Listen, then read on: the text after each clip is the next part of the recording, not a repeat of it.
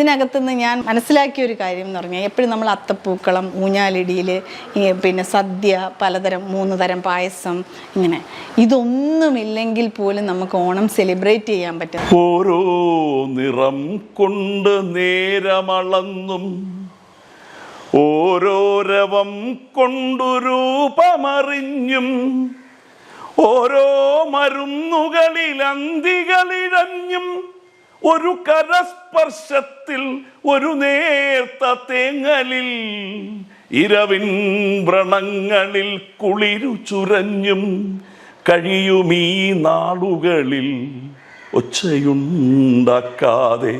എനിക്ക് ഏറ്റവും ഇഷ്ടമുള്ള ആഘോഷം ദീപാവലി, അത് കഴിഞ്ഞാൽ ഓണമായിരുന്നു. ദീപാവലി പടക്കം പൊട്ടിക്കാം എന്നുള്ളതാണ് ഒരു പ്രധാനം. കോഴി ഇറച്ചിയും കിട്ടും. കാലമിനിയും ഉരുളും, വിഷു വരും, വർഷം വരും, തിരുവോണം വരും, ഓരോരോ തളിരിനും പൂവരും കായ് വരും, അപ്പോൾ ആരെന്നും എന്തെന്നും ആർക്കറിയാം. ഇപ്പം ഇതൊന്നുമല്ല എൻ്റെ ബേസിക്ക്. ഇതൊരു വലിയൊരു കമ്മ്യൂണിസ്റ്റ് ആശയം എൻ്റെ പറയുന്നുണ്ട്. വലിയ ഏതോ ഒരു കമ്മ്യൂണിസ്റ്റുകാരൻ, അതായത് നമ്മളീ പറയുന്ന കമ്മ്യൂണിസ്റ്റ് പാർട്ടിയല്ല പറയുന്നത്, ഒരു കമ്മ്യൂണിസം എന്ന് പറയുന്ന ലോകത്തിലെ ഏറ്റവും വലിയൊരു ആശയം. എല്ലാവരും അതുതന്നെയായിരുന്നു വലിയ കമ്മ്യൂണിസ്റ്റ് രാജ്യങ്ങളിൽ നടപ്പിലാക്കാൻ ശ്രമിച്ചതും. എല്ലാവരും ഒന്ന്, എല്ലാവർക്കും ഒന്ന്, അതായത് ഈക്വലായിട്ടുള്ള ആൾക്കാർ. അങ്ങനെ ഒരു ഭാവന മനസ്സിലുണ്ടായിരുന്ന ഒരാൾക്ക് ഇത് നടപ്പിലാക്കാൻ നിവൃത്തിയില്ലാതായപ്പോൾ അത് ദൈവത്തിൻ്റെ പേരിലൊരു കഥയായി വച്ച് അത് കൊണ്ടുവന്ന് ഇംപ്ലിമെൻ്റ് ചെയ്തതായിരിക്കണം. ഇപ്പം നമ്മളിങ്ങനെ ഒരു ഒന്നിച്ചുകൂടൽ ഒരിക്കലും ഞാൻ പ്രതീക്ഷിച്ചതല്ല. ആണോ കിഷോർ പ്രതീക്ഷിച്ചിട്ടുണ്ടായിരുന്നോ? പണ്ടൊക്കെ ഈ പ്രൊഡ്യൂസേഴ്സോ ഡയറക്ടേഴ്സോ ഒക്കെയാണ് ഈ ആക്ടേഴ്സിനെ ഇന്ന ആൾ വേണമെന്ന് പറയുന്നതിൽ 90% ഡയറക്ടേഴ്സായിരിക്കും. ഇപ്പോൾ അത് ചാനലുകളാണ് നിയന്ത്രിക്കുന്നത്. ഏറ്റവും കൂടുതൽ ഓണം നശിച്ചു പോയത് എവിടെയാണെന്ന് വെച്ചാൽ നമ്മുടെ നാട്ടുപ്രദേശങ്ങളിലെ ക്ലബ്ബുകളെന്ന് പറയും, കൊച്ചു ക്ലബ്ബുകൾ, വായനശാലകൾ. എൻ മണമൊക്കെ ഉണ്ണിക്കെന്നു പൂവുകൾ, ഈ അമൃതെല്ലാം നിനക്കെന്നരുവികൾ, നീ വിളക്കാകുകന്നിൽ അർക്കചന്ദ്രാനലർ തളമേ നീ എന്ന് താരാട്ടുകാറ്റുകൾ. എനിക്ക് ഓണത്തിന് നിങ്ങൾക്കൊക്കെ തരാനുള്ളൊരു മെസ്സേജും അതാണ്. ഞാൻ സാധാരണ ഒരു വീട്ടമ്മയായിരുന്നു. ഒരാളെപ്പോലെ ഒരു ഫേസ് ചെയ്തൊരു കാര്യവും ഞാൻ സംസാരിക്കാനൊക്കെ മടിയുള്ള ഒരാളായിരുന്നു. അവിടുന്ന് തുടങ്ങി ഇന്ന് മന്ത്രിമാരടുത്ത് വരെ, ഇപ്പം ഈ ഇരിക്കുന്ന ആക്ടർ അടുത്ത്, എന്നുവെച്ചാൽ ജീവിതത്തിൻ്റെ പല മേഖലകളിലുള്ളവരോടൊപ്പം DGP അടക്കം അവരോടൊക്കെ എനിക്ക് സംസാരിക്കാനും അവരെ ഫേസ് ടു ഫേസ് നിന്ന് സംസാരിക്കാനും ഒക്കെ പറ്റിയത് എൻ്റെ ഒരു ഭാഗ്യമായിട്ട് ഞാൻ കരുതുന്നത്. അമ്മ മഴക്കാറിനു കണ്ണിറഞ്ഞു, ആ കണ്ണീരിൽ ഞാൻ നനഞ്ഞു, അന്തിവെയിൽ പാടത്തു കനലെരിഞ്ഞു, ആ മൺകൂടിൽ ഞാൻ പിടഞ്ഞു.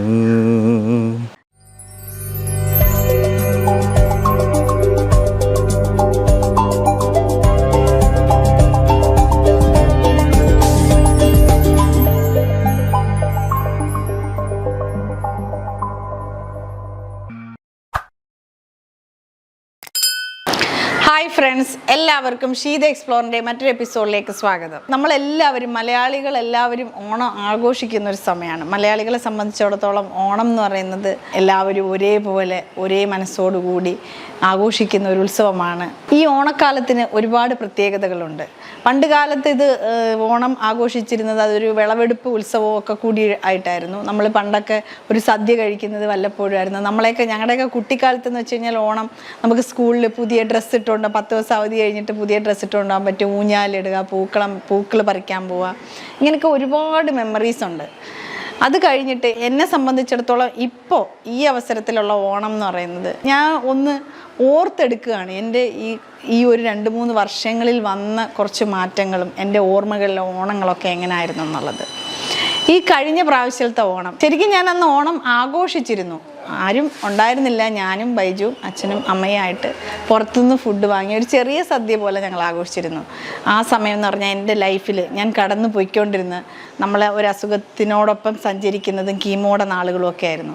അതിന് മുന്നത്തെ ഓണം എന്ന് പറഞ്ഞു കഴിഞ്ഞാൽ എന്നെ സംബന്ധിച്ച് 30 ആൾക്കാർ കൂടി ഭയങ്കര ആഘോഷമായിട്ട് സദ്യ വിളമ്പലും ഒരുപാട് പേരപ്പോൾ എന്നോടൊപ്പം ഉണ്ടാകുകയും എൻ്റെ ആരോഗ്യമൊക്കെ അന്ന് നല്ലതായിരുന്നു, എല്ലാവരും എന്നോടൊപ്പം ഉണ്ടായിരുന്നു. അത്രയും പേർക്ക് ഞാൻ സദ്യ ഉണ്ടാക്കി ഭയങ്കരമായിട്ട് അടിച്ചു പൊളിച്ചൊരു ഓണമായിരുന്നു. പക്ഷേ അത് അടുത്ത ഓണം ആയപ്പോഴത്തേക്കും എൻ്റെ അവസ്ഥ, എൻ്റെ രൂപത്തിൽ ഒരുപാട് മാറ്റം വന്നു. സ്ഥലം മാറി. അന്ന് ഞാൻ നിന്നിരുന്നത് ദുബായിലായിരുന്നു. പിന്നെ ഞാൻ രണ്ടാമത്തെ ഈ കീമോ ടൈമിലെ ഓണം കേരളത്തിലായിരുന്നു. അന്ന് എൻ്റെ കൂടെ എൻ്റെ മക്കളും എല്ലാവരും ഉണ്ടായിരുന്നു. ഇവിടെ ഞാനും ബൈജുവും പിന്നെ അച്ഛനും അമ്മയും മാത്രമായിരുന്നു. അപ്പോൾ അങ്ങനെ നമ്മൾ അന്ന് ആലോചിച്ച് കഴിഞ്ഞാൽ വ്യത്യാസങ്ങൾ എത്രമാത്രം എന്നുള്ളതാണ്. രൂപത്തിൽ വന്ന മാറ്റം, നമ്മളുടെ സ്ഥലങ്ങളിൽ വന്ന മാറ്റം, അങ്ങനെ എവിടെയാണ്. പക്ഷേ നമ്മൾ ഏത് സ്ഥലത്താണെങ്കിലും ഏതവസ്ഥയിലാണെങ്കിലും ആ ഓണം എന്ന് കേൾക്കുമ്പോൾ നമ്മുടെ മനസ്സിലേക്ക് എന്തായാലും ഒരു സദ്യ ഓടിയെത്തും. ഇപ്പോൾ ഓണക്കാലമാണ്. ആദ്യത്തെ ഓണം വളരെ നല്ലൊരു രീതിയിൽ ആഘോഷിച്ചു. അടുത്ത ഓണം അസുഖത്തോടൊപ്പം ആഘോഷിച്ചു. ഇപ്പം ഞാൻ എൻ്റെ ട്രീറ്റ്മെൻറ്റൊക്കെ തീർന്നു. ഇപ്പം ഓണത്തിൻ്റെ കാലമായതുകൊണ്ട് ചെറിയൊരു ഓണാഘോഷമൊന്നും പറയാൻ പറ്റില്ല. എന്ന് വെച്ചാൽ വയനാട് ദുരന്തവും ഇതുമൊക്കെ നമ്മുടെ മനസ്സിനെ മരവിപ്പിച്ചുകൊണ്ടിരിക്കുന്ന ഒരുപാട് സംഭവങ്ങൾ നടക്കുന്നുണ്ട്.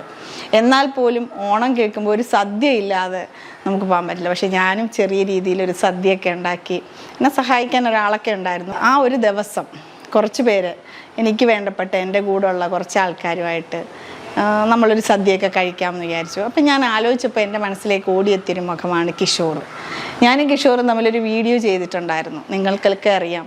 അദ്ദേഹം ഇപ്പോൾ കടന്നു പോകുന്നൊരു വഴി, അത് എനിക്ക് തോന്നുന്നു ഏകദേശം ഒരുപാട് പേര് കണ്ടൊരു വീഡിയോ ആണ്, എല്ലാവർക്കും അറിയാമെന്ന് വിചാരിക്കുന്നു. അപ്പോൾ അദ്ദേഹത്തെയാണ് ഞാൻ വിളിച്ചത്. ഇപ്പം ആൾ കുഴപ്പമൊന്നുമില്ല, പക്ഷേ ഇപ്പോൾ അദ്ദേഹത്തിന് ചാൻസുകളൊന്നും കിട്ടുന്നില്ല. അപ്പോൾ അങ്ങനെ ഒരു വിഷമം എനിക്കുണ്ട്. എന്നാൽ പോലും ഞാൻ വിളിച്ചപ്പോൾ വരാമെന്ന് പറഞ്ഞു. അദ്ദേഹവും പിള്ളേരും ഒക്കെ ആയിട്ടുള്ള ഒരു ഓണാണ്. അദ്ദേഹത്തിൻ്റെ വൈഫിനും അമ്മയ്ക്കും വരാൻ പറ്റിയില്ല. അറിയാമല്ലോ, ജീവിതത്തിൻ്റെ പ്രാരാബ്ധങ്ങൾക്കിടയിൽ വരാൻ പറ്റാത്ത സാഹചര്യമായതുകൊണ്ടാണ് വരാതിരുന്നത്. അപ്പോൾ അവരോടൊപ്പമാണ് ഇന്ന് നമ്മൾ ഓണം സെലിബ്രേറ്റ് ചെയ്യുന്നത്. അച്ഛനും അമ്മയൊക്കെ ഉണ്ട്, ബാക്കി എല്ലാവരും, എൻ്റെ ഫാദറും ചേച്ചിയും ഒക്കെ വരുന്നുണ്ട്. അപ്പോൾ നമ്മൾ ഇന്നൊരു ചെറിയ ഓണാഘോഷത്തിലേക്ക് പോകാൻ പോകുന്നത്. ഇതിനകത്തുനിന്ന് ഞാൻ മനസ്സിലാക്കിയ ഒരു കാര്യം എന്ന് പറഞ്ഞാൽ, എപ്പോഴും നമ്മൾ അത്തപ്പൂക്കളം, ഊഞ്ഞാലിടിയിൽ, പിന്നെ സദ്യ, പലതരം 3 തരം പായസം, ഇങ്ങനെ ഇതൊന്നുമില്ലെങ്കിൽ പോലും നമുക്ക് ഓണം സെലിബ്രേറ്റ് ചെയ്യാൻ പറ്റും. നമ്മളെ ഇഷ്ടപ്പെടുന്ന കുറച്ച് പേരോടൊത്ത് കുറച്ച് സമയം നമ്മൾ ചിലവഴിക്കുക. വലിയ സദ്യയൊന്നും ഇല്ലെങ്കിലും ചെറിയ തരത്തിലൊരു സദ്യയൊക്കെ നമ്മൾ തയ്യാറാക്കിയിട്ടുണ്ട്. പൂക്കളവും ഊഞ്ഞാലും ഒന്നുമില്ല, എന്നാൽ പോലും ഇന്ന് ഓണം നമ്മൾ സെലിബ്രേറ്റ് ചെയ്യുകയാണ്. എന്നോടൊപ്പം കിഷോർ കൂടിയുണ്ട്. നമുക്ക് എന്തായാലും ഇന്നത്തെ വീഡിയോയിലോട്ട് കിടക്കാം.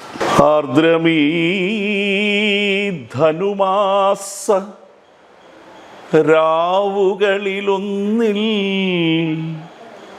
ആതിര വരും പോകുമല്ലേ സഖി, ഞാനീ ജനലഴി പിടിച്ചൊട്ടു നിൽക്കട്ടെ, നീയൻ അണിയത്തു തന്നെ നിൽക്ക, ഇപ്പഴം കൂട് ഒരു ചുമക്കടിയിടറി വീഴാം,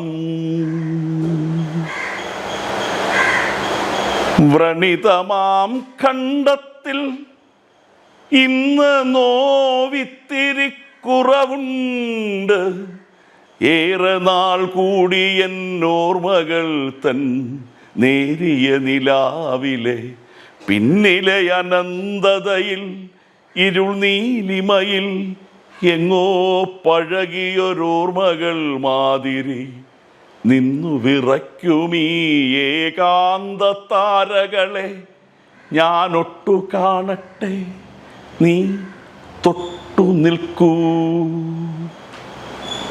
ഓരോ നിറം കൊണ്ട് നേരമളന്നും ഓരോ രവം കൊണ്ടു രൂപമറിഞ്ഞും ഓരോ മരുന്നുകളിൽ അന്തികളിഴഞ്ഞും ഒരു കരസ്പർശത്തിൽ ഒരു നേർത്ത തേങ്ങലിൽ ഇരവിൻ വ്രണങ്ങളിൽ കുളിരു ചുരഞ്ഞും കഴിയുമീ നാളുകളിൽ ഒച്ചയുണ്ടാക്കാതെ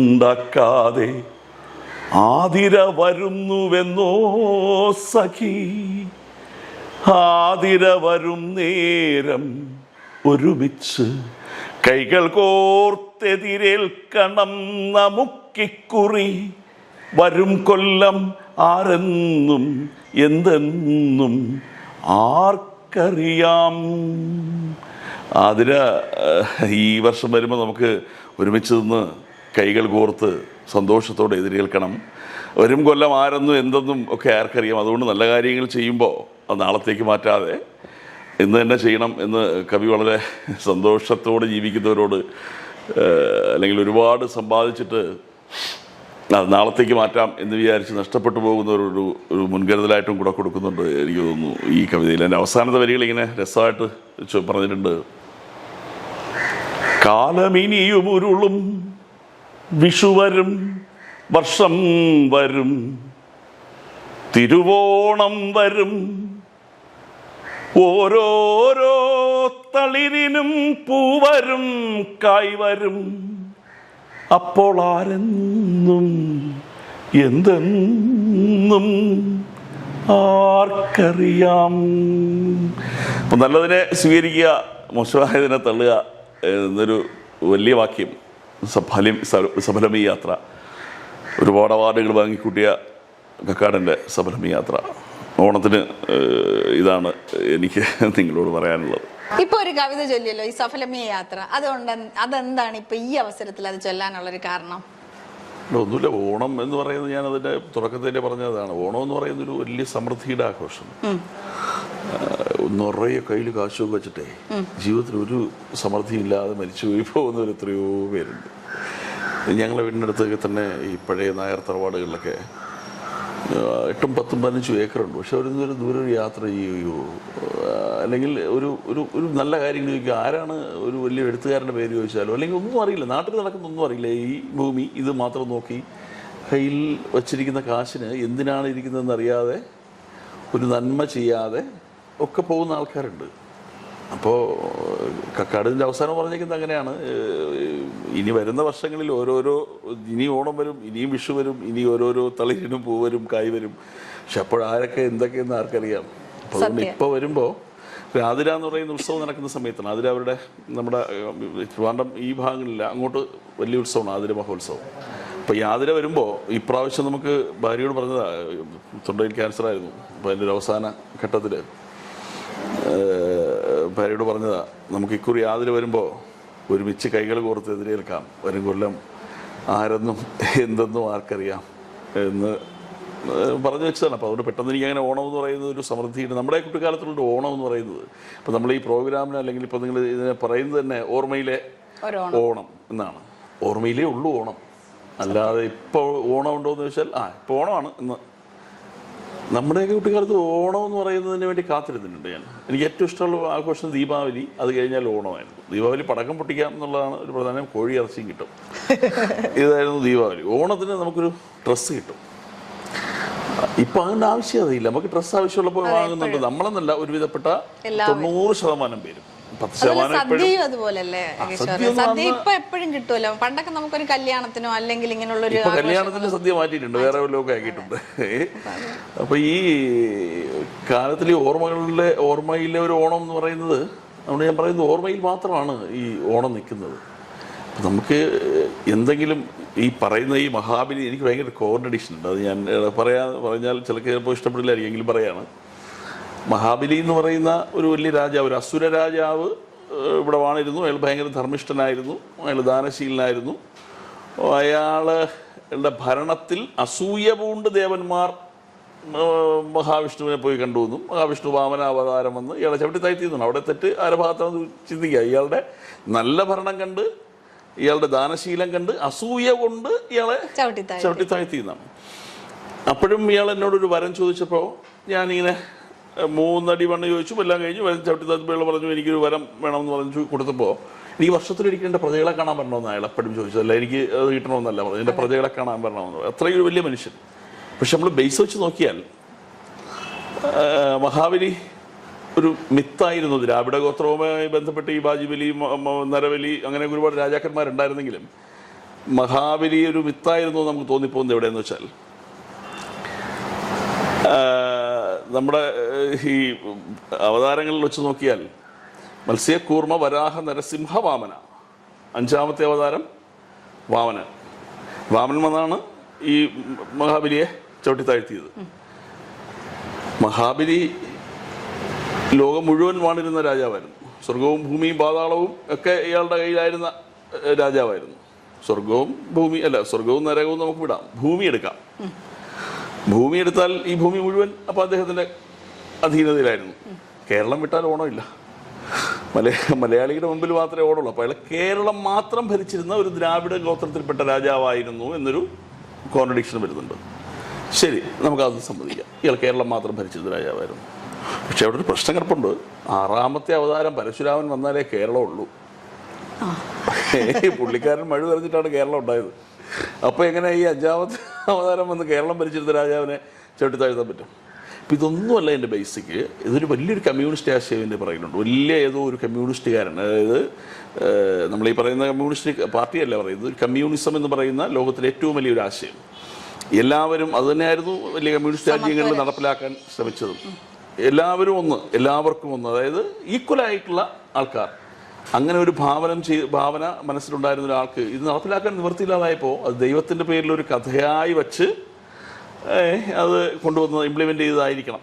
അപ്പോൾ എല്ലാവരും അന്ന് കാശുള്ളവൻ തൊഴിലാളിക്ക് ഇത് കൊടുക്കും, ഫുഡ് ഉണ്ടാവും, ബോണസ് കൊടുക്കും, ഫുഡ് ഉണ്ടാവും, ഒക്കെ ഉണ്ടാകുന്ന ഒരു നന്മയുടെ ഒരു ദിവസം കമ്മ്യൂണിസമാണ്. എല്ലാവർക്കും നല്ല വസ്ത്രം, എല്ലാവർക്കും നല്ല ആഹാരം ഒക്കെയുള്ള ഒരു ദിവസം. ഇതിനൊക്കെ ബേസിക്കായിട്ട് നമ്മൾ നോക്കിയാൽ ഓണം എന്ന് പറയുന്നത് ഒരു ഹാർവെസ്റ്റിംഗ് എന്ന് പറയുന്ന ഒരു സമൃദ്ധിയുടെ, എല്ലാ വീടുകളിലും പാവങ്ങളുടെ വീട്ടിലും ഈ നെല്ലൊക്കെ അളന്നു കൊടുത്ത് അവരുടെ കൂലി വാങ്ങിച്ച് നിറയെ കൃഷി സാധനങ്ങൾ ഉണ്ടായി വരുന്നതിൻ്റെ ഒരവസാനത്തെ ഒരു ഉത്സവമാണ്. ഒരു ഹാർവെസ്റ്റിംഗ് ആയിട്ടുള്ള ഒരു വിളവെടുപ്പിൻ്റെ കാലത്തിൻ്റെ ഉത്സവമാണ് ഓണം. അപ്പം അന്ന് അത്രയും വിഷമങ്ങളും ദാരിദ്ര്യവും അനുഭവിച്ചിരുന്ന 70% ജനങ്ങൾ അവരുടെ ആഘോഷത്തിൻ്റെ, അല്ലെങ്കിൽ ഇടത്തരക്കാർ അവരുടെ ആഘോഷത്തിൻ്റെ ഭാഗമായിരുന്നു. ഇപ്പം അങ്ങനെ ഇല്ലാത്തതുകൊണ്ട് ഓണം ഓർമ്മകളിൽ മാത്രമാണ്. അത് മറന്നു പോകാതിരിക്കാൻ പല സംഘടനകളും, അല്ലെങ്കിൽ ഒരു തലമുറ, എനിക്ക് തോന്നുന്നു 2 തലമുറ കഴിഞ്ഞാൽ. പക്ഷെ എനിക്ക് തോന്നുന്നത് ഇപ്പോഴും കേരളത്തിനേക്കാൾ ആഘോഷിക്കുന്നത് വിദേശ മലയാളികളാണ്. ഓണം വരെയും ഇങ്ങനെ ഈ ഓണം നൊസ്റ്റാൾജിയാണ്. അവർക്ക് ആഘോഷിക്കാൻ കിട്ടുന്ന ഒരു അവസരവും അവർക്ക് ഈ ഓർമ്മകൾ കുഞ്ഞുങ്ങൾക്ക് വേണ്ടിയിട്ടോ അല്ലെങ്കിൽ ആർക്കെങ്കിലും വേണ്ടിയിട്ടോ ഒന്ന് സൂക്ഷിക്കാനും കൂടെ വേണ്ടിയിട്ടാണ്. അല്ല, അവർ നാട്ടിൽ നിൽക്കുകയാണെങ്കിൽ ഓണം എനിക്ക് തോന്നുന്നു അവർ ഇത്തിരി ആഘോഷിക്കില്ല, അവരും നമ്മളെ പോലെ ആവും.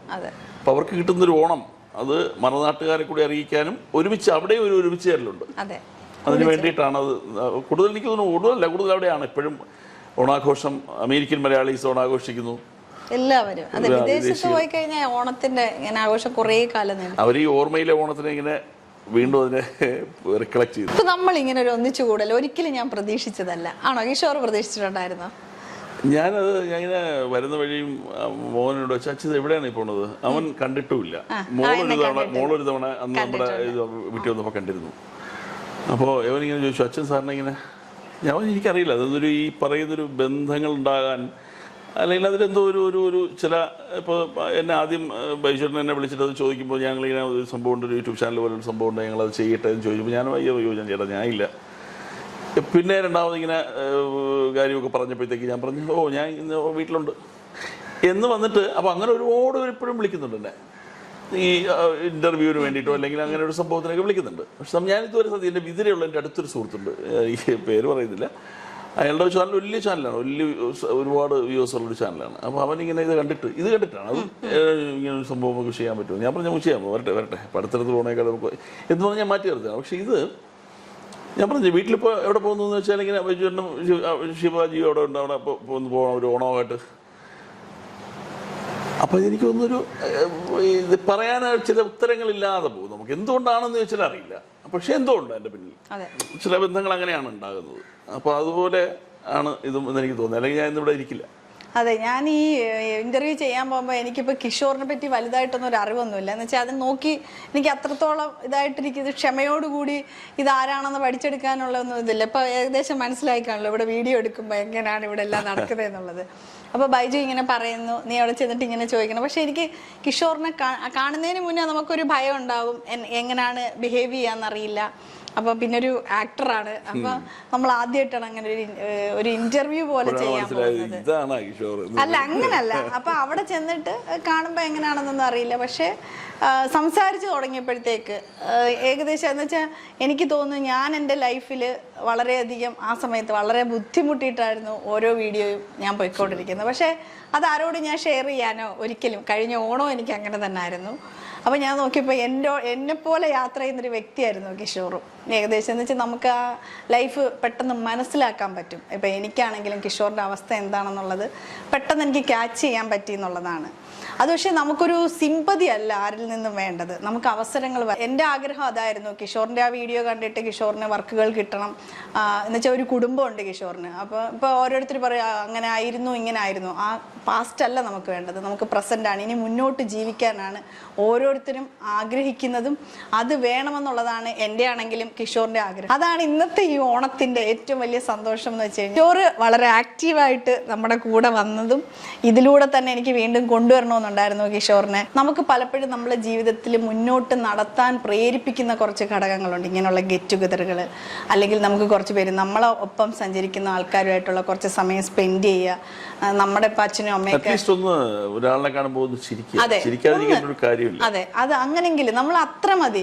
നമ്മളിപ്പോൾ പറഞ്ഞല്ലോ, പണം ഉണ്ടെങ്കിൽ മാത്രമേ നമുക്ക് ജീവിതത്തിൽ മുന്നോട്ട്. നമുക്കിപ്പോൾ ഒരുപാട് കാര്യങ്ങൾ പറയാം, അയ്യോ പൈസ എന്തിനാണ് എന്നൊക്കെ ഉള്ളത്. പക്ഷേ അങ്ങനല്ല. ഇപ്പം ഞങ്ങൾക്ക് രണ്ടുപേർക്കാണെങ്കിലും നമ്മളെ ട്രീറ്റ്മെൻറ്റ് നടക്കണം, നമ്മുടെ കുടുംബം മുന്നോട്ട് പോകണം. അതല്ലാതെ നമുക്ക് ലൈഫും കുറച്ചൊക്കെ എൻജോയ് ചെയ്യാനൊക്കെ പറ്റണം. നമുക്കും ആഗ്രഹങ്ങളുണ്ട്, നമ്മുടെ കുട്ടികൾക്കും ആഗ്രഹങ്ങളൊക്കെ ഉണ്ട്. അപ്പോൾ എന്തായാലും എനിക്ക് തോന്നി കിഷോർ അങ്ങനെ ഒരു കിടപ്പിലല്ല. ആണോ?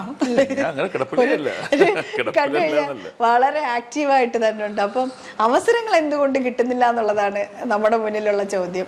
അപ്പൊ ഇനിയെങ്കിലും എന്തായാലും അവസരങ്ങളൊക്കെ കിട്ടട്ടെ.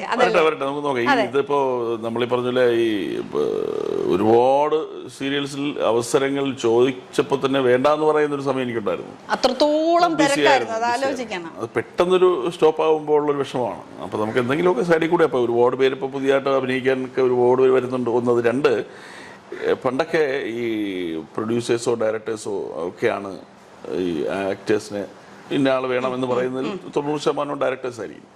ഇപ്പോൾ ചാനലുകളാണ് നിയന്ത്രിക്കുന്നത്.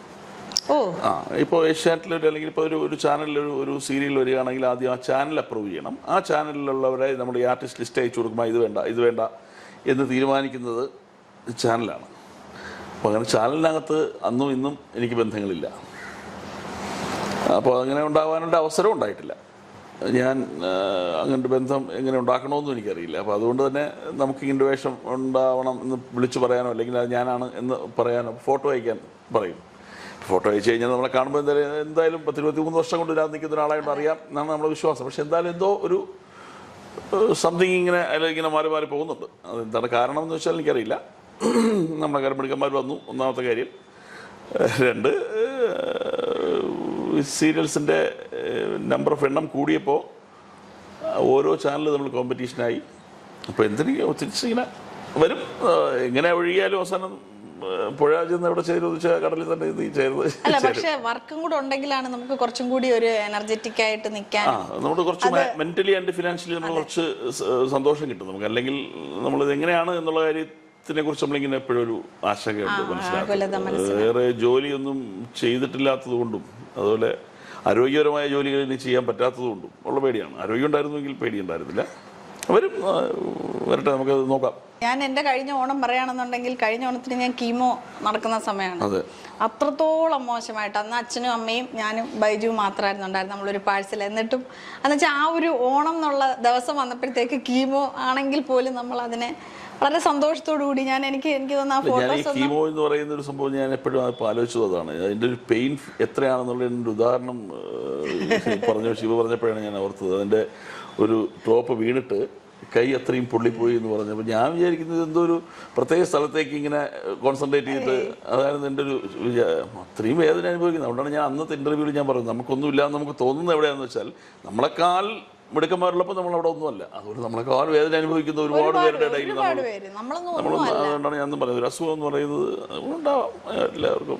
അല്ല, അപ്പോഴുപോലും നമ്മൾ ഓണം സെലിബ്രേറ്റ് സന്തോഷമായിട്ടിരിക്കുക. ഈ സെലിബ്രേഷൻ എന്ന് വെച്ച് കഴിഞ്ഞാൽ ഒത്തിരി ആൾക്കാർ കൂടെ ഒരുപാട് പൈസ മുടക്കി നമ്മൾ കുറേ സാധനങ്ങൾ വാങ്ങുക, അതിലൊന്നും അല്ല. നമുക്ക് ഇഷ്ടമുള്ള കുറച്ച് ആൾക്കാരോടൊത്ത് ഒരു കറിയും ചോറും ആണെങ്കിലും അതൊരു സദ്യ പോലെ നമുക്ക് കഴിക്കാനുള്ള ഒരു മനസ്സുണ്ടാവും. അതുകൊണ്ടാണ് ഞാനിപ്പോൾ പറഞ്ഞത്, അന്ന് അങ്ങനെ ഉണ്ടാവണമെങ്കിൽ, ഒരുമിച്ച് കൂടുതൽ ഉണ്ടാവണമെങ്കിൽ, പൈസ ഉണ്ടാവണമെങ്കിലൊക്കെ ഒരു ദിവസത്തെ നമ്മൾ സെലക്ട് ചെയ്ത് വെച്ചിട്ടേ ഉണ്ടാവുള്ളൂ. ഇപ്പൊ അതുകൊണ്ട് എല്ലാ ദിവസവും ഓണമാണ്.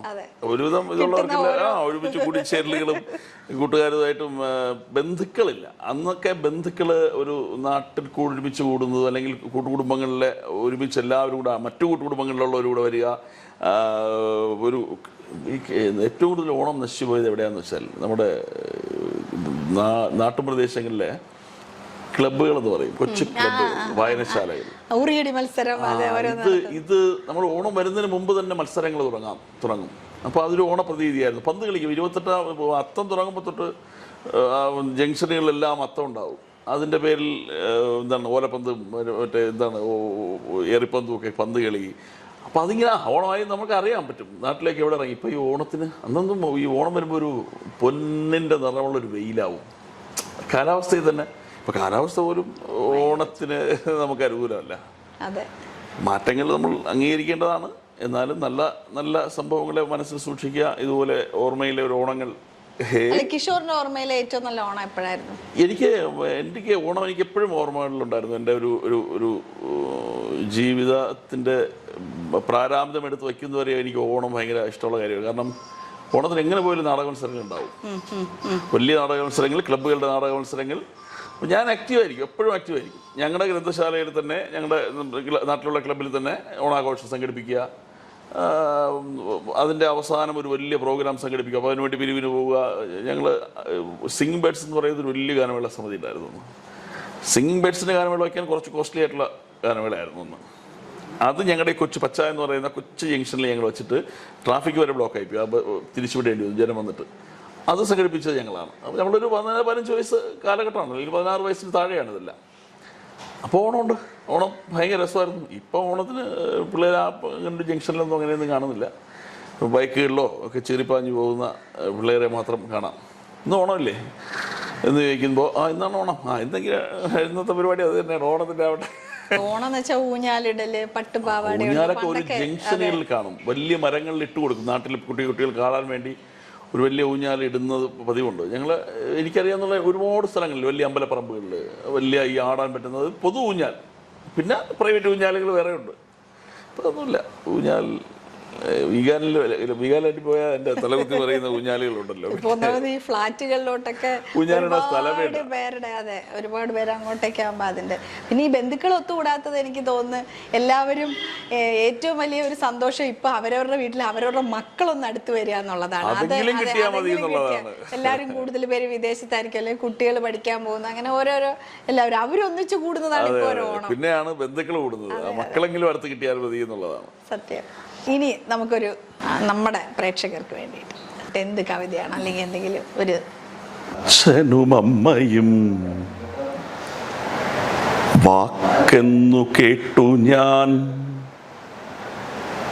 അക്ഷരപ്പിച്ച നടന്നു നിലാവിലെ നീലവാനം പോലെ ഞാനൂറി വന്നൊരു നാദമൂകാചലം എന്നിലലിഞ്ഞു പോയി.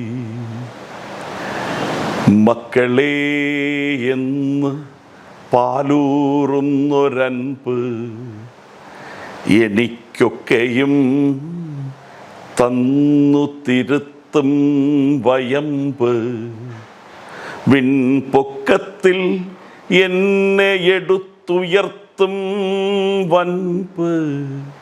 ചൊൽക്കളിപ്പാട്ടം കളിമ്പങ്ങൾ ചുറ്റിലും എൻ മണമൊക്കെ ഉണ്ണിക്കെന്നു പൂവുകൾ. ഈ അമൃതെല്ലാം നിനക്കെന്നരുവികൾ. നീ വിളക്കാകുകന്നിൽ അർക്കചന്ദ്രാനലർ തളമേ നീ എന്ന് താരാട്ടുകാറ്റുകൾ. മുന്നമേ വന്നു നിറഞ്ഞൊരാകാശം, മുന്നമേ വന്നു നിറഞ്ഞൊരാകാശം, എൻ കണ്ഠതമ്പുരുവിൽ തുടർന്നു ശ്രുതിസാധകം, കാലം കടഞ്ഞോരു വിസ്മയം, നക്ഷത്രനാളമായി നിന്നു വിദൂരമരീചിയായി. നക്ഷത്രം എന്നോടു ചോദിച്ചു, ഞാൻ തന്നൊരക്ഷരം നീ എന്തു ചെയ്തു? ആ അക്ഷരം ഇവിടുത്തെ കുഞ്ഞുങ്ങളുടെ കയ്യിൽ ഭദ്രമാണ്. അക്ഷരം എന്ന് പറയുന്ന അറിവ് ഇവിടുത്തെ കുഞ്ഞുങ്ങളുടെ കയ്യിൽ ഭദ്രമാണ്. നല്ല നന്മയുടെ പ്രതീകമായിട്ട് ഇന്നും ആഘോഷിക്കുന്ന ഓണവും വരും തലമുറ ഭദ്രമായി സൂക്ഷിക്കട്ടെ. എല്ലാവർക്കും നന്മ നിറഞ്ഞ ഒരു ഓണം ആശംസിക്കുന്നു. ഷീമയ്ക്കും ബൈച്ചേട്ടനുമൊക്കെ നല്ല അനുഭവങ്ങൾ ഉണ്ടാകുന്ന നല്ല നല്ല വർത്തമാനങ്ങൾ കേൾക്കാൻ കഴിയുന്ന ഓണനാളുകളാവട്ടെ എന്നാഗ്രഹിക്കുന്നു. ഈ ഓണം എനിക്ക് എന്തായാലും വേറെ ബുദ്ധിമുട്ടുകളൊന്നുമില്ലാതെ നല്ല സന്തോഷമായിട്ട് ഇപ്പൊ കിഷോറിന്റെ വൈഫിനൊന്നും വരാൻ പറ്റിയില്ല, മക്കള് വന്നിട്ടുണ്ട്. അപ്പൊ അവർ രണ്ടുപേരാണ്. മോളുടെ പേര് ഞാൻ നില, 7ാം ക്ലാസ്സിൽ നവോദയയിൽ പഠിക്കുന്നു. കിഷോറിന്റെ മകനാണ്, മകൻ കാളിദാസ് ചെറിയൊരു ആക്ടറും കൂടാണ്. മോനെ ഏതൊക്കെ സീരിയലാണ്, എന്തിലാണ്? ഞാൻ ആദ്യമായിട്ട് മഴവിൽ മനോരമയിൽ കല്യാണി എന്ന് പറഞ്ഞ വർക്കായിരുന്നു. അത് കണ്ടിട്ട് ഗീതാ ഗോവിന്ദത്തിൽ വിളിച്ചു. ഇപ്പോൾ ലാസ്റ്റ് ഏഷ്യാനിൽ തന്നെ കുടുംബങ്ങളൊക്കെ സെക്കൻഡ് പാർട്ടായിരുന്നു.